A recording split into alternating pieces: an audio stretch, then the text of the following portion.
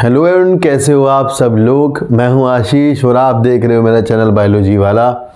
फिर से आ गए हैं लेकर के नई वीडियो जिसमें कि हम पढ़ेंगे रिप्रोडक्टिव हेल्थ वाले चैप्टर को, जो कि आपका 12th क्लास का चैप्टर है। साथ ही साथ 11th क्लास का भी हमारा चल रहा है, जो कि एनिमल किंगडम हम पढ़ा रहे हैं। अगर आप चैनल पर नए हैं तो इस वीडियो को पूरी देख करके जाना, क्योंकि इस वीडियो में, इन वीडियो सीरीज़ में आपको मैं NCERT के अंदर जो छुपा हुआ है वो बता रहा हूँ। पेपर में, नीट में कहाँ से क्या पूछा जाता है, क्या आता है एक्चुअल में नीट में, वो आपको पढ़ाया जा रहा है। कंसेप्ट के साथ दिया जा रहा है, जहाँ समझाना है वो समझा के बताया जा रहा है, जहाँ जहाँ से नीट में क्वेश्चन आते हैं वो सब बताया जा रहा है। खुली किताब है, छुपाया नहीं जा रहा है कुछ भी। ऐसा नहीं है कि छुपा लो, ज़रा सी किताब है NCERT, उसमें भी कोई क्या ही छुपाएगा। यहीं से आपका नीट का एग्ज़ाम पूरी तरह से पूछा जाता है, इस बात को दिमाग में डाल के रखना। अगर आपने ये वीडियो देखना शुरू कर दिया है तो आपको पता है चैप्टर छोटा सा है, तो ये वीडियो हम इस वीडियो में सारा चैप्टर कवर कर लेंगे। जितना भी इम्पोर्टेंट पार्ट है, कहाँ से क्या आएगा, वो सारा बताया जाएगा। एक बार देख के जाना पूरी वीडियो, अगर आए हो तो, ठीक है ना। बीच में स्किप मत करना, ठीक है। अगर वादा कर लो मेरे साथ तो करते हैं शुरू इस वीडियो को। आप PYQ देखना चाहते हैं तो यहाँ रहिए चैनल पर। प्रैक्टिस करना चाहते हैं क्वेश्चंस की बाद में एग्ज़ाम टाइम में तो यही रहिएगा, और ये NCERT पढ़ना चाहते हैं तो यही रहिएगा। कंसेप्ट जो जो चाहिए होंगे कमेंट करके बताना, मैं देता रहूँगा। तो करते हैं शुरुआत की वीडियो को, जो है हमारी रिप्रोडक्टिव हेल्थ। और भाई पहला पैराग्राफ है, इसमें से आपसे कुछ नहीं पूछा जाता, यहाँ से एक डेफिनेशन सी बनती है, क्योंकि आप सब पढ़े लिखे लोग हैं। ये लाइन आप पढ़ लें। लिखा है, according to the World Health Organization WHO के अनुसार reproductive health means a total well being in all aspects. किस किस एस्पेक्ट्स में ठीक होना चाहिए? बंदा फिजिकली फिट हो, इमोशनली फिट हो, बंदा बिहेवियरल फिट हो, सोशली फिट हो। Therefore, a society with people having physically and functionally normal reproductive organs and normal emotional and behavioral interactions among them in all sex-related aspects might be called reproductively healthy. वो society आपकी क्या कहलाएगी? Healthy कहलाएगी, reproductively.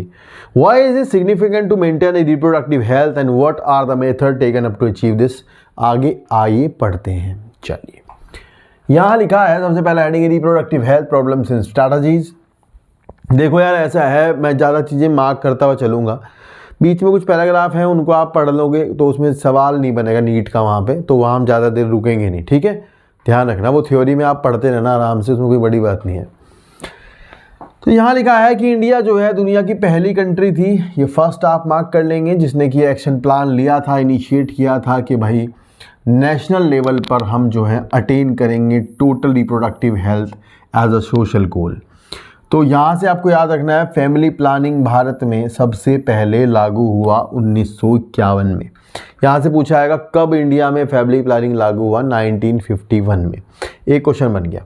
And were periodically assessed over the past decades, improved programmes covering wider reproduction related areas are currently in operation under the popular name. तो यहाँ से इसकी full form आपको आनी चाहिए, RCH, reproductive and child health care programme. इसकी full form आपसे पूछी जाएगी, इसे ध्यान रखना। RCH के अंडर में क्या करना क्या है?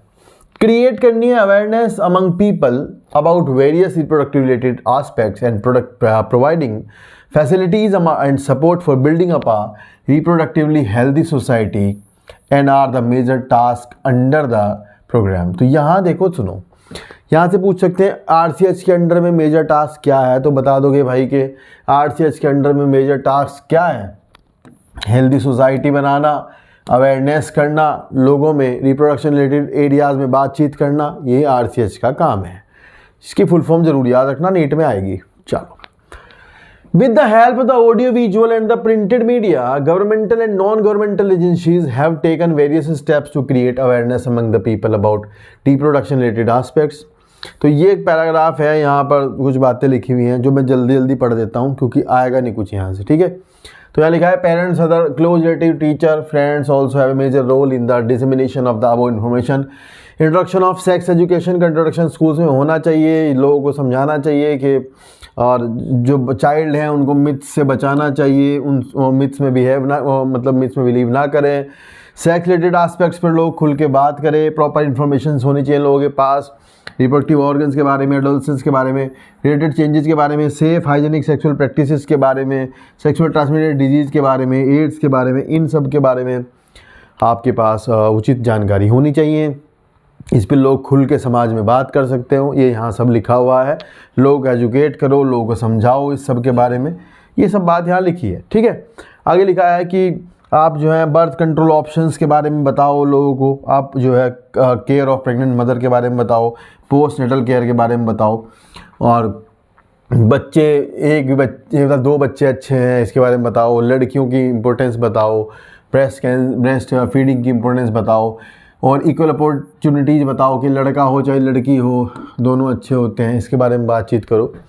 And would address the importance of bringing up socially conscious healthy families of desired size, awareness of problems due to the uncontrolled population growth, social evils like sex abuse and sex related crimes etc. need to be created to enable people to think and take up necessary steps to prevent them and thereby build up a socially responsible and healthy society। तो ये सब बात है, कहानी है, ज़्यादा पढ़ लेना आराम से, सवाल कुछ नहीं आएगा। यहाँ से नेक्स्ट पैराग्राफ में से 1-2 सवाल पेपर में आ सकते हैं, बीच में से यहाँ सवाल मिलेंगे, मैं पढ़ता हूँ, इसको ध्यान से देखो। Successful implementation of various section plans to attain reproductive health requires. तो देखो बोर्ड में आता है सवाल कि क्या चाहिए होता है, मतलब अगर आपको रिप्रोडक्टिव हेल्थ प्रोग्राम्स को समाज में जो है लागू करना है तो भाई क्या क्या चाहिए, क्या होना चाहिए। तो ये चाहिए कि भाई स्ट्रॉन्ग इंफ्रास्ट्रक्चर फैसिलिटीज़ हों, प्रोफेशनल एक्सपर्ट्स हों, मटेरियल सपोर्ट्स हो समाज में, मतलब सब कुछ हो, ऐड करने के लिए, एडवर्टीजमेंट के लिए पैसा हो, ये सब भी चाहिएगा। And these are essential to provide medical assistance and care to people to reproductive problem like pregnancy के बारे में बात हो, डिलीवरी के बारे में समझाएं, एसटीडी के बारे में समझाएं, अबॉर्शंस के बारे में समझाएं, कॉन्ट्रासेप्शंस के बारे में लोगों को समझाना है, मेंस्ट्रुअल प्रॉब्लम्स के बारे में बात करनी है, इनफर्टिलिटी के बारे में बात करनी है। तो समाज में इन सब के बारे में बात होनी चाहिए। Implementation of better techniques and new strategies from time to time and are also required to provide more efficient care and assistance to people. यहाँ से आपको थोड़ा ध्यान से पढ़ना है जहाँ मैं बोलूँगा। देखो यहाँ लिखा है कि स्टैट्यूटरी बैन, एमनियोसेंटेसिस पर बैन होना चाहिए फॉर सेक्स डिटर्मिनेशन, क्योंकि देखो एमनियोसेंटेसिस का एक्चुअल में काम क्या होता है। एमनियोसेंटेसिस में जो सेल्स होती हैं, एमनियोटिक फ्लूइड है, वहाँ से सेल्स लेते हैं, उनमें क्रोमोसोमल बीमारियाँ देखते हैं, डाउन सिंड्रोम, हीमोफीलिया या फिर जेनेटिक डिजीज़ को चेक करना चाहिए। लेकिन यहाँ लोग क्या करते हैं, लोग करते हैं उसमें चेक कि चाइल्ड मेल है कि चाइल्ड फीमेल है। तो ये थोड़ा ध्यान रखना, इसमें बैन लगना चाहिए और फीमेल फर्टिसाइड नहीं होना चाहिए, और फीमेल फर्टिसाइड नहीं होना चाहिए, और मैसिव चाइल्ड इम्यूनाइजेशन होना चाहिए। ये दोनों पॉइंट आप ध्यान रखोगे यहाँ से, ये बहुत ज़रूरी सवाल है, ध्यान रखना कि statutory ban on amniocentesis for sex determination to legally check the increasing menace of female foeticide and massive child immunisation. ये दोनों चीज़ें बहुत इंपॉर्टेंट है समाज के लिए। And are some programme that are merit mention in this connection. In amniocentesis में करते क्या है, एमनियोसेंटेसिस में एमनियोटिक फ्लूइड लेते हैं, और of the developing fetus and taken to analyze the fetal cells and dissolve substances. This process is used to test the presence of certain genetic disorders. तो genetic disorders को जानने के लिए ये प्रोसीजर होता है, जैसे डाउन सिंड्रोम पता करना है, हीमोफीलिया या कुछ भी, सिकल सेल एनीमिया। लेकिन लोग क्या करते हैं, लोग करते ये हैं कि लोग इससे सेक्स का पता करते हैं कि मेल है कि फीमेल है। तो यार ये यहाँ से कुछ सवाल, एमनियोसेंटेसिस का कोई सवाल बना देंगे, कुछ ऐसा कुछ एक आधा सवाल बन सकता है। नेक्स्ट, फिर यहाँ पर काफ़ी बारी बातें लिखी हैं, तो यहाँ से आपको एक लाइन याद करनी है कि ये लाइन पूछेंगे, सहेली, मार्क करो, सीधा सीधा पूछेंगे बस। सहेली एक जो है ओरल कॉन्ट्रासेप्टिव है, जो कि आपकी CDRI लखनऊ ने डेवलप की है। ये CDRI की फुल फॉर्म पूछी जाएगी। CDRI कहाँ स्थित है, लखनऊ में, ये पूछा जाएगा, ये आएगा पेपर में। Better awareness about sex related matters, increase number of medically assisted deliveries and better post natal care. ठीक है, ये सब देखो, बच्चा होने के बाद उसकी केयर करना, माँ की केयर करना, माँ का मोर्टेलिटी रेट, बच्चे का मोर्टेलिटी रेट, और कपल, छोटी फैमिली से वाले कपल्स होने चाहिए, बेटर डिटेक्शन होना चाहिए एसटीडीज़ का, ये सब मिला जुला करके एक रिप्रोडक्टिवली हेल्दी सोसाइटी बनाते हैं। तो हमें सवाल नीट में मिलेगा ये CDRI की फुल फॉर्म कहाँ है, CDRI सहेली किसने बनाई है, और आगे आपको पढ़ोगे तो मिलेगा सहेली नॉन स्टेरॉयडल पिल है। तो ये सवाल भी आगे से आएगा कि सहेली एक नॉन स्टेरॉयडल पिल है, ये कर देना, ठीक है। नेक्स्ट फिर है population stabilization and birth control. तो यहाँ से हमें ज़्यादा डेटा नहीं मिलेगा, हमें कुछ चीज़ें ऐसी पढ़ लेनी आप बस अपनी जानकारी के लिए कि भाई पॉपुलेशन जो थी वो 2 बिलियन थी वर्ल्ड की 1900 में, जो कि 6 बिलियन हो गई थी 2000 में, 7.2 बिलियन 2011 में होगी।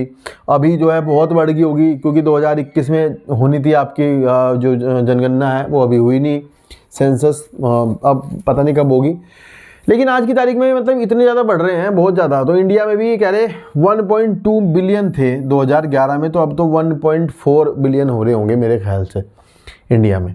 और rapid decline in death rate, क्योंकि डेथ रेट कम हो गया, और मैटरनल मोर्टेलिटी रेट जो है वो बढ़ता नहीं रहा है, मतलब माएँ जो है जन्म देने के समय नहीं मर रही हैं, मतलब क्योंकि हॉस्पिटल्स हैं। IMR जो है ये as well as increase in number of people in reproducible age, जो लोग जवान हैं उनकी संख्या बढ़ रही है, और ये सब MMR और IMR का रेट जो है वो डाउन हो रहा है, डिक्लाइन हो रहा है। इसी वजह से जनसंख्या जो है वो लगातार बढ़ रही है। हालांकि थोड़ा बहुत जो है RCH के अंडर में जो प्रोग्राम चले हैं उसके हिसाब से थोड़ा बहुत कम हुआ है, पर उतना ज़्यादा कम नहीं हुआ है, ये बात आप ध्यान रखना, ठीक है। यहाँ लिखा है, इसमें से आपको कुछ नहीं करना, यहाँ से आपको कुछ नहीं पूछेंगे। यहाँ ये लाइन पढ़ लेना एक बार ध्यान से कि 18 साल एज होनी चाहिए लड़की की और 21 साल होनी चाहिए लड़के की, ये याद कर लेना, ठीक है। ये पूछ लेंगे, बाकी कुछ नहीं आएगा यहाँ से। फिर यहाँ से सवाल आपके नीट में आएगा पहला, यहाँ मार्क करो। इसके बाद थोड़े इंपॉर्टेंट चीज़ें हैं वो आना शुरू होंगी पेपर में। क्या आएगा, तो यहाँ से पहला सवाल आपके पेपर में पूछा जाएगा आपके एक आइडियल कॉन्ट्रासेप्टिव कैसी होनी चाहिए। तो आप बताओगे कि भाई एक ideal contraceptive should be user friendly. Ideal contraceptive कैसी होनी चाहिए, यूजर फ्रेंडली होना चाहिए, ठीक है, और इजीली अवेलेबल होना चाहिए, बाज़ार में इजीली मिलता हो, इफ़ेक्टिव हो, ये ध्यान रखना है, रिवर्सिबल हो, इसका मतलब ये है कि उसके साइड इफ़ेक्ट्स ना हो और उसकी सेक्सुअल डिज़ायर्स के साथ कोई छेड़छाड़ ना करे, ठीक है। तो यहाँ से नीट में पूछेंगे कि इनमें से क्या एक आइडियल कॉन्ट्रासेप्टिव का कैरेक्टर नहीं है। तो आपको बताना है कि जो इससे अलग होगा वो आपका आंसर होगा कि इनमें से क्या एक आइडियल कॉन्ट्रासेप्टिव का कैरेक्टर नहीं है। तो आप बता दोगे इनमें से जो नहीं होगा वो आंसर होगा। It also should in no way interfere with sexual drive, desire and the sexual act of the user. A wide range of contraceptive method. अब हम आगे चल के कॉन्ट्रासेप्टिव मेथड पढ़ेंगे, जैसे कि नेचुरल मेथड्स पढ़ेंगे, उसके बाद बैरियर मेथड्स पढ़ेंगे, IUD पढ़ेंगे, पिल्स पढ़ेंगे, इम्प्लांट्स पढ़ेंगे, इंजेक्टेबल्स पढ़ेंगे। तो ये आपको पढ़ने हैं 6-7 तरह के जो आपके मेथड्स हैं, इनको आपको एक एक करके समझना है। इसमें से आपका एक आधा सवाल नीट में आएगा, समझ रहे हो। तो यहाँ इस चैप्टर के मैं आपको बात बता दूँ, 3 सवाल आए थे इस चैप्टर के, लास्ट टू लास्ट 3 सवाल। आप समझ सकते हो ना कितने इंपॉर्टेंट है। कुछ भी आएगा, कहीं से भी आएगा, ऐसा आएगा जो आपने पढ़ा नहीं होगा, लेकिन मैं अगर पढ़ा रहा हूँ ना तो ये ध्यान रखना, जहाँ मेरा पेन चलेगा अगर मैं बोल दूँगा ये आएगा तो मैं गारंटी देता हूँ यही आएगा, कोई चक्कर ही नहीं है। मतलब आप कितने ही बड़े धुरंधर किसी से भी पढ़े हो, कहीं पढ़े हो, आप कुछ भी पढ़ के आए हो, आएगा वही जहाँ भाई पेन चला देगा। इस बात को लिख के ले लेना, ठीक है। मैं जहाँ बोल लूँगा वो आएगा, इसे दिमाग में डाल लो भाई, अगर आपका टाइम अच्छा है तो, ठीक है। बात तो भी मत जाना लोगों की, समझ रहे हो। देखो तो यहाँ से अब हम मेथड्स देखेंगे। सबसे पहले हम नेचुरल मेथड्स देखेंगे, फिर बैरियर देखेंगे। नेचुरल मेथड्स में देखो यहाँ पर 3-4 चीज़ें बताई हैं। सबसे पहली बताइए, इन्होंने कहा है कि पीरियडिक सबसिस्टेंस। ये अब पीरियडिक सबसिस्टेंस ये है कि ओवुलेशन से 4 दिन पहले और ओवुलेशन के 4 दिन बाद का जो पीरियड होता है वो फर्टिलाइजेशन के लिए, फर्टिलाइजेशन उसमें होने के चांस ज़्यादा हैं। तो अगर हम उस टाइम कोइटस को अवॉइड करें, उस टाइम हम इंटरकोर्स को अवॉइड करेंगे, तो फर्टिलाइजेशन के चांस, प्रेगनेंसी के चांस कम होंगे। तो सबसे पहला मेथड है पीरियडिक सबसिस्टेंस। इसमें 10 to 17 डेज का जो फर्टाइल विंडो है उसके टाइम पर कोइटस से बचना चाहिए, ये ठीक है, ये ध्यान रखना, क्योंकि ये फर्टाइल पीरियड है। तो ये पूछ लेगा कोई कि फर्टाइल पीरियड को कब से कब तक का होता है, तो आप बता दो कि 10 से 17 का फर्टाइल पीरियड है, ठीक है। नेक्स्ट देखो, नेक्स्ट है विड्रॉल और कोइटस इंटरप्टस। पीरियडिक एब्सिस्टेंस पहला, दूसरा है विड्रॉल और कोइटस इंटरप्टस। इसमें हम क्या करते हैं, इसमें अगर हम मेल जो है वो सीमेन को फीमेल की वजाइना में इजैकुलेशन ना करें, इजैकुलेशन से पहले विड्रॉल कर ले पेनिस को, तो इससे भी प्रेगनेंसी से बचा जा सकता है। तो ये भी ध्यान रखना है कि इजैकुलेशन वजाइना में नहीं करना है, मतलब तो इसे बोलते हैं कोइटस इंटरप्टस, ठीक है। चलो दूसरा हो गया ये। तीसरा है लैक्टेशनल अमेनेरिया। लैक्टेशनल अमेनेरिया भाई ये पता क्या है, इसमें माँ बच्चे को डिलीवरी के बाद जितने टाइम दूध फीडिंग करा रही होगी, ब्रेस्ट फीडिंग करा रही होगी, उतने टाइम जो बॉडी है माँ की, उसके अंदर प्रोलैक्टिन बढ़ा रहेगा। बढ़ा हुआ प्रोलैक्टिन नए ओवुलेशन को इनहिबिट करता है, बढ़ा हुआ प्रोलैक्टिन नए ओवुलेशन को इनहिबिट करता है। तो जब वो उसे इनहिबिट करता है तो इतने तक माँ ब्रेस्ट फीडिंग कराएगी, इतने तक नया ओवुलेशन नहीं होगा, ये ध्यान रखना। तो absence of menstruation method is based on the fact that ovulation and therefore the cycle do not occur during the period of intense lactation. अब उस लैक्टेशन के टाइम पर कौन सा हार्मोन बनता है, प्रोलैक्टिन बनता है, सबको पता है। Following partition, therefore as long as the mother breast feed the child fully chance of conception are almost nil. ध्यान रखना, ये मैक्सिमम पीरियड इसके 6 महीने हो सकते हैं, मिनिमम 1-2 महीना ही होता है, एक्चुअल में तो 2-3 महीने, लेकिन मैक्सिमम ये 6 महीने तक ऐसा हो सकता है कि नए पीरियड स्टार्ट ना हो, तो उस पीरियड में प्रेगनेंसी के चांस कम होते हैं।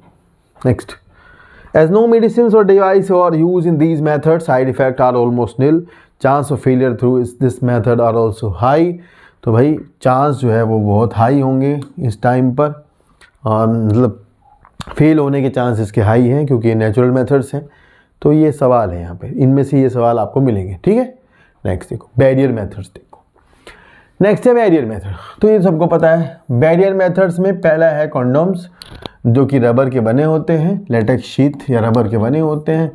फीमेल में पेनिस कवर करते हैं, फीमेल में सर्वाइक्स या वजाइना कवर करते हैं। ये पूछेंगे यहाँ से, ध्यान रखना, ये स्पर्म को एग से जुड़ने से रोकते हैं। फिर यहाँ पे आपसे सवाल ये पूछा जाएगा, ये पूछेंगे यहाँ से, ये पूछाएंगे कि भाई डायफ्राम्स और सर्वाइकल कैप्स और वॉल्ट्स ये क्या है, दीज आर ऑल्सो बैरियर्स। ये क्या है, ये भी बैरियर्स हैं जो कि रबर के बने होते हैं, ये भी रबर के बने होते हैं। ये ध्यान, ये नीट में आएगा कि ये किसके बने, रबर के बने होते हैं, और ये सर्वाइक्स को कवर करते हैं। ये ध्यान रखना, वजाइना का इसमें कोई रोल नहीं है। And they prevent the contraception by blocking the entry of the sperm, sperm के एंट्री को ब्लॉक करते हैं। और सबसे इम्पोर्टेंट जो है, ये रीयूजेबल है। ये आएगा, ये नीट में आएगा, रीयूजेबल। भाई ये भूल ना जाना, गारंटी देता हूँ। बहुत ज़्यादा लोगों को पता नहीं होता कि रीयूजेबल होते हैं नहीं होते, तो आप ध्यान रखना, ये नीट में ऑप्शंस में आएगा, ये रीयूजेबल हैं, तो आप कहना हाँ जी रीयूजेबल है, ठीक है। तो these are the barrier methods, ध्यान रखना। नेक्स्ट है आपकी आईयूडी, इंट्रायूटेराइन डिवाइसेस, ठीक है जी। इसमें से भी बहुत ज़्यादा चांस है पेपर में आने का सवाल। लिखा है कि IUD, these device are inserted by doctors, expert nurses in uterus through vagina. These intrauterine device are presently available as the non medicated IUD.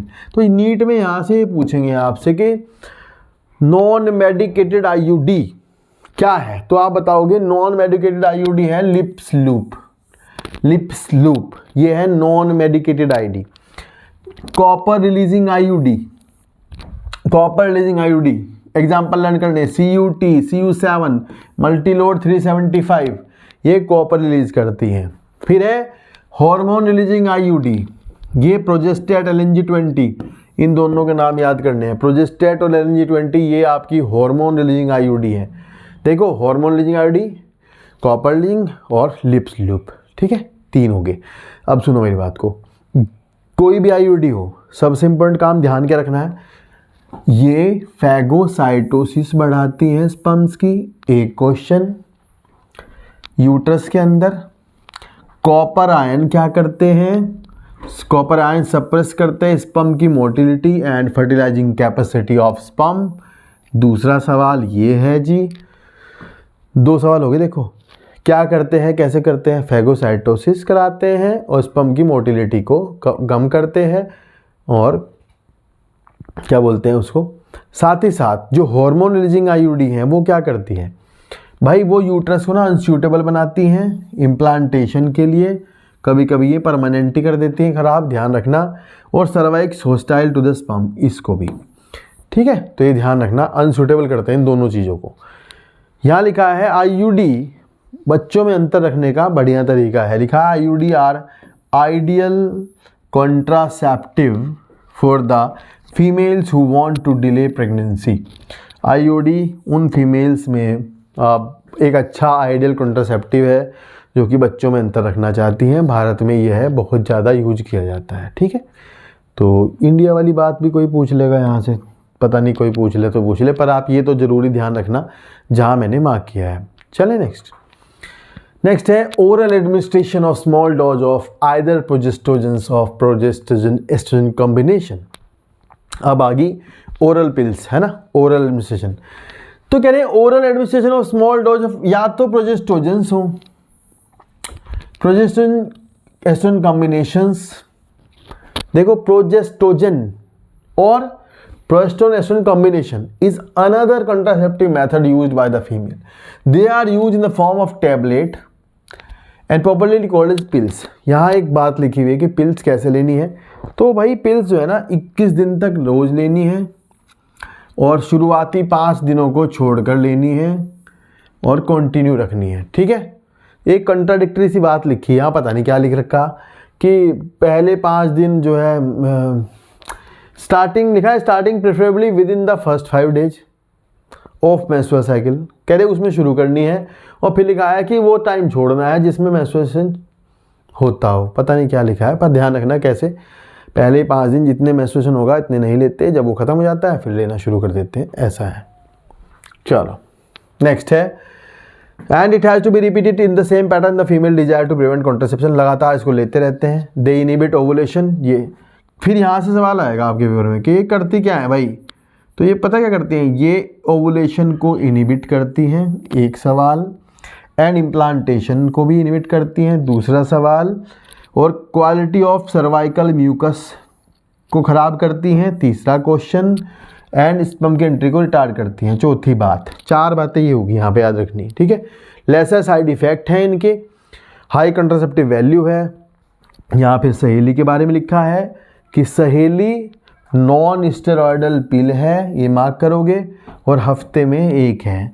तो ये सहेली के बारे में पूछा जाएगा कि सहेली एक नॉन स्टेरॉयडल पिल है और 1 हफ्ते में 1 लेते हैं, तो यहाँ से इसके बारे में पूछा जाएगा, ठीक है जी, समझ आई बात।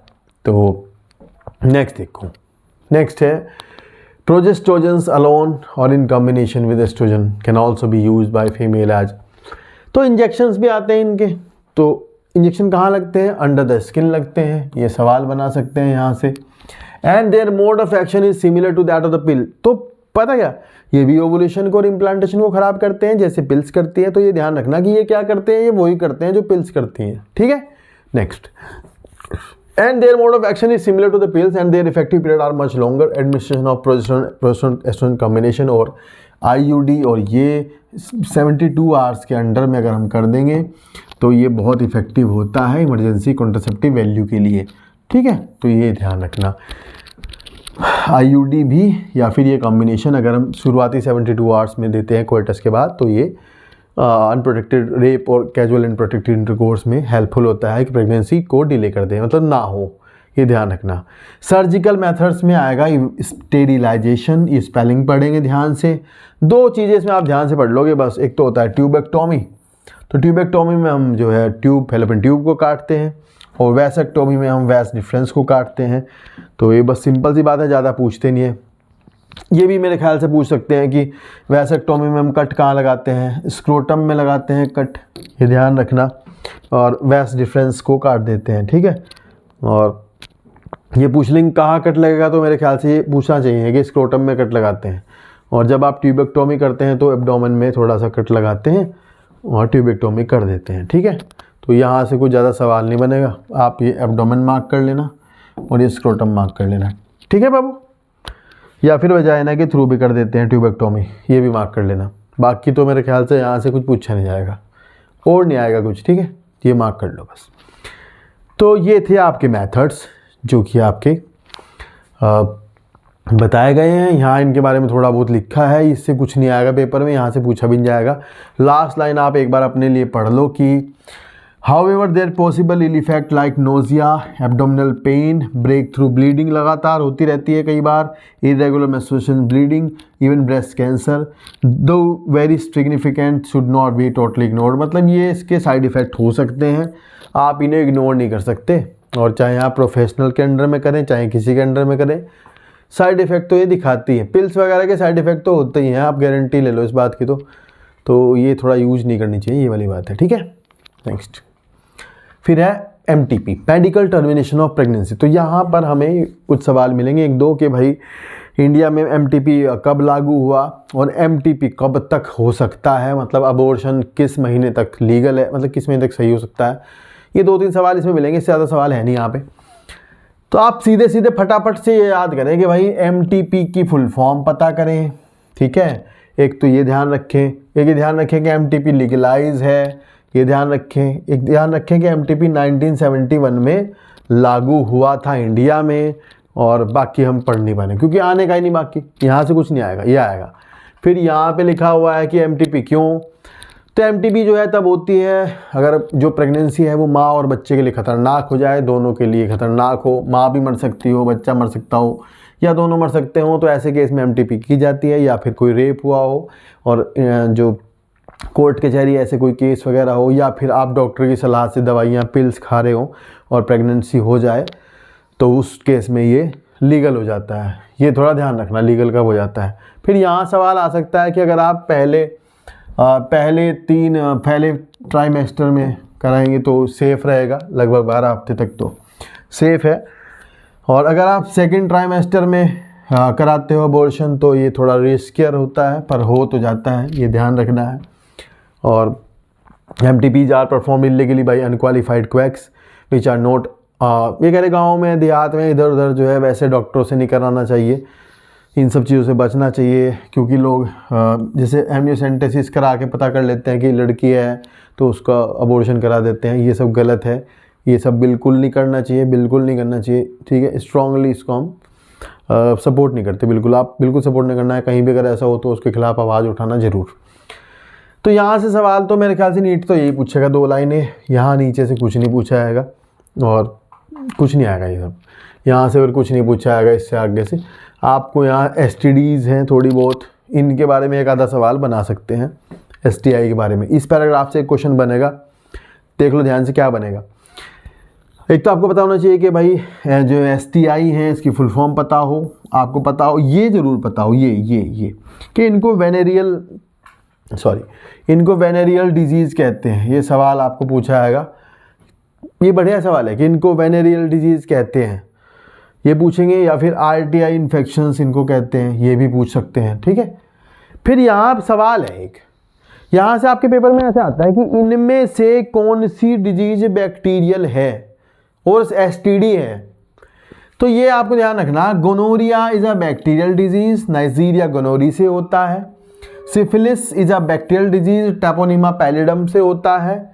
Genital herpes is a viral disease, herpes simplex से। क्लेमाइडियसिस क्लेमाइडिया से होती है। Genital warts human papilloma virus से होती है। ट्राइकोमोनियासिस ट्राइकोमोनास से होती है। हेपेटाइटिस B ये वायरस से होती है। एंड एड्स सबको पता है वो HIV से होता है। तो यहाँ से सवाल आते हैं कि कौन, ऐसे पूछेंगे इनमें से कौन एक वायरल डिजीज़ है, तो आप वायरल बताओगे, समझ रहे हो। ऐसे सवाल पूछते हैं, इनमें से कौन एक बैक्टीरियल है तो आप बैक्टीरियल छांटोगे, ये आएगा पेपर में। कौन बैक्टीरियल है कौन वायरल है, ऐसा क्वेश्चन पूछेंगे, समझ रहे हो। ये थोड़ा ध्यान रखने की बात है यार, यहाँ से पूछा आएगा। नेक्स्ट, फिर यहाँ थोड़ा लिखा है कहानी के भैया, इसमें से भी 2 सवाल है, नीट में यहाँ से लाइन आएगी, ये मार्क करो, पढ़ो आप ध्यान से। लिखा है some of these infections like hepatitis B and HIV can also be transmitted by sharing or injection needles, surgical instrument etcetera. यहाँ से गलती बच्चों से होती है कि बच्चे हेपेटाइटिस बी को ना सेक्सुअली ट्रांसमिटेड डिजीज लगाते हैं। बच्चों को लगता है नहीं हेपेटाइटिस बी तो नहीं सेक्सुअली ट्रांसमिटेड होती, तो ये थोड़ा ध्यान रखना कि hepatitis B sexually transmitted disease है।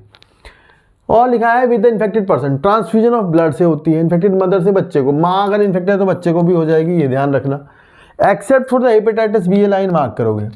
कह रहे hepatitis B, genital herpes, HIV infections को छोड़कर बाकी क्योर हो सकते हैं अगर टाइम से डिटेक्ट हो जाएं। ये लाइन इंपॉर्टेंट है कि इन्हें छोड़कर, hepatitis B, genital herpes, HIV को छोड़कर बाकी हो सकते हैं ठीक अगर टाइमली डिटेक्ट हो जाएं तो। समझ आया? ध्यान रखना। Early symptoms of most of disease are minor and include itching, fluid discharge, slight pain, swelling in the genital region. Infected female में नॉट बी, इन्फेक्टेड फीमेल जो होती है वो एसिम्टोमेटिक रहती है लंबे समय तक, उन्हें पता नहीं चलता सिम्टम्स का। And may remain undetected for long, absence or less significant symptom in the early stage of the infection and the social stigma attached to this STI deter the infected person from ongoing timely detection and proper treatment. This could be lead to the complications which include, ये होता है, यहाँ mark करो, इसकी वजह से PID हो जाता है, इसकी फुल फॉर्म पूछी जाएगी, pelvic inflammatory disease की। इसकी वजह से अबॉर्शंस हो जाते हैं, इसकी वजह से स्टिल बर्थ हो जाते हैं। स्टिल बर्थ का मतलब है कि लास्ट डिलीवरी से बिल्कुल पहले ही बच्चा मर जाए अंदर ही, तो वो स्टिल बर्थ है। एक्टोपिक प्रेगनेंसी पूछेंगे, अगर फैलोपियन ट्यूब में या यूट्रस के अलावा कहीं और इम्प्लांटेशन हो जाए तो उसे एक्टोपिक प्रेगनेंसी कहते हैं। इनफर्टिलिटी हो सकती है, इवन कैंसर तक हो सकता है, इस बात का आप ध्यान रखेंगे, ठीक है जी, थोड़ा पूछा जाएगा। चलो फिर यहाँ पर थोड़ा सा और लिखा है कि क्या करना चाहिए, तो सेक्स अननोन पार्टनर से बचना चाहिए और always try to use condoms. In case of doubt one should go to qualified doctor के पास जाना चाहिए अर्ली डिटेक्शन वगैरह के लिए। तो यहाँ से ये है, ठीक है, यहाँ से बाकी कुछ नहीं आएगा। चलो नेक्स्ट है आपका infertility, and this is last topic, infertility. और यहाँ से पहले पैराग्राफ जो दिया है इसमें कहानी बना रखी है फालतू की, कि भाई जिनके संतान नहीं है वो बहुत दुखी हैं, ऐसा वैसा है, और संतान होनी ज़रूरी है, संतान जिनके नहीं हो सकती उनके लिए अभी आजकल बहुत सारे टेक्निक्स हैं, तो उन टेक्निक्स को कलेक्टिवली हम असिस्टेड रिप्रोडक्टिव टेक्नोलॉजी कहते हैं। ये लाइन दी है और इसमें हम कई बातें पढ़ेंगे आगे। अब अगला जो पैराग्राफ है वहाँ से नीट में सवाल आएगा, सिंपल है बिल्कुल, यहाँ से नहीं आएगा, वहाँ से ज़रूर आएगा, वही आएगा। और एक्चुअली तो ART में आप जो पढ़ोगे, सबसे पहले पढ़ोगे IVF, इन विट्रो फर्टिलाइजेशन। अब देखो इन विट्रो फर्टिलाइजेशन कब, क्यों और कैसे, तो 2 केस हैं। पहले इन विट्रो फर्टिलाइजेशन होगा, यानी कि स्पर्म और एग लेंगे, उनको फर्टिलाइज कराएंगे, या फिर इंट्रासाइटोप्लाज्मिक स्पर्म इंजेक्शन लगाएंगे। IVF के लिए आप या तो उन्हें छोड़ दें मिलने के लिए, मिल जाए दोनों फ्यूज कर जाएं, या फिर आप एग के साइटोप्लाज्म में स्पर्म का इंजेक्शन लगा दें, तो हो सकता है, ठीक है। तो ICSI कर दें या फिर IVF कर दें, और उसके बाद होगा एम्ब्रियो ट्रांसफ़र, उसके बाद एम्ब्रियो ट्रांसफ़र होगा। अब आप देखो, इसे टेस्ट ट्यूब बेब प्रोग्राम भी कहते हैं। ये कह रहे हैं या तो आप ओवम लो किसी वाइफ का या किसी डोनर का, और स्पर्म लो या हस्बैंड का या डोनर का, उनको फ्यूज कराओ, जाइगोट बनाओ लेबोरेटरी में। और जाइगोट को अगर यहाँ से याद करना है, अगर जाइगोट 8 ब्लास्टोमियर का है, अप टू जाइगोट कह रहा हूँ, सॉरी, जाइगोट से अगर अर्ली एम्ब्रियो बन गया 8 ब्लास्टोमियर का, तो उसको फैलोपियन ट्यूब में ट्रांसफ़र किया जाएगा, तो बोल लेंगे ZIFT। कम सेल्स का है तो फैलोपियन ट्यूब में डलेगा, और अगर ज़्यादा सेल्स का हो गया 8 से ज़्यादा तो IUT, फिर वो इंट्रायूट्राइन ट्रांसफ़र होगा। तो ये 2 वर्ड हैं यहाँ, ZIFT IUT। ZIFT कब करते हैं, जब आप जाइगोट को फैलोपियन ट्यूब में ट्रांसफ़र करते हैं। जाइगोट कह रहा हूँ अर्ली एम्ब्रियो को 8 ब्लास्टोमियर तक, अगर उससे ज़्यादा का है तो आप उसे ट्रांसफ़र करोगे कहाँ पर, यूट्रस में, तो उसे बोलते हैं IUT, ठीक है भाई। चलो next, to complete is further development embryos formed by in vivo fertilization. Fusion of gamete with in a female also could be use for such transfer assist to those female who can not conceive.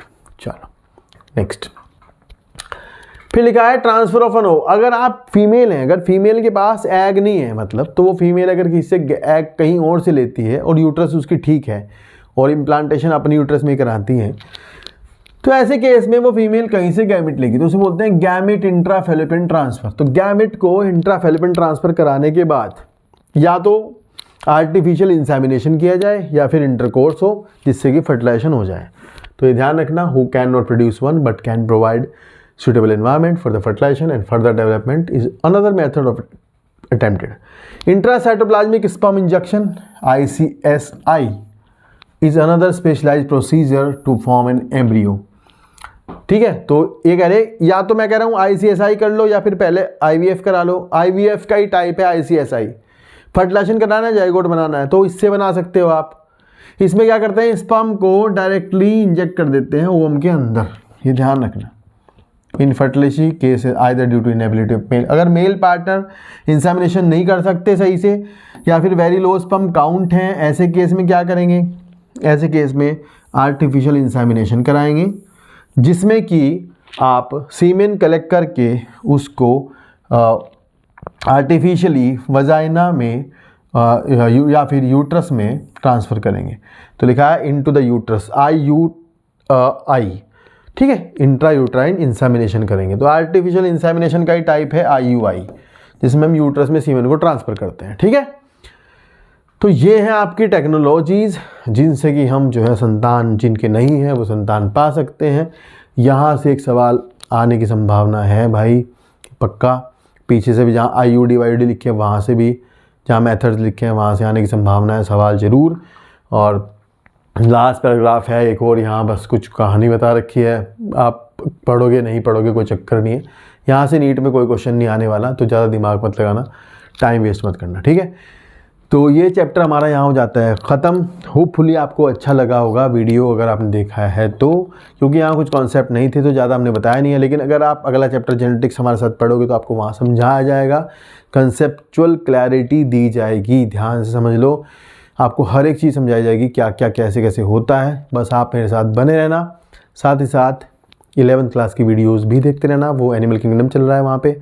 और भैया questions करने हो तो भी channel पे रहना, subscribe कर देना, देख रहे हो तो शेयर कर देना, देख रहे हो तो लाइक कर देना, कमेंट कर देना, सब कुछ कर देना। सपोर्ट करना भाई को, क्योंकि मेहनत करनी पड़ती है तो थोड़ा सा सपोर्ट की ज़रूरत होती है। ठीक है, चलिए मिलते हैं नेक्स्ट वीडियो में, टेक केयर, बाय बाय।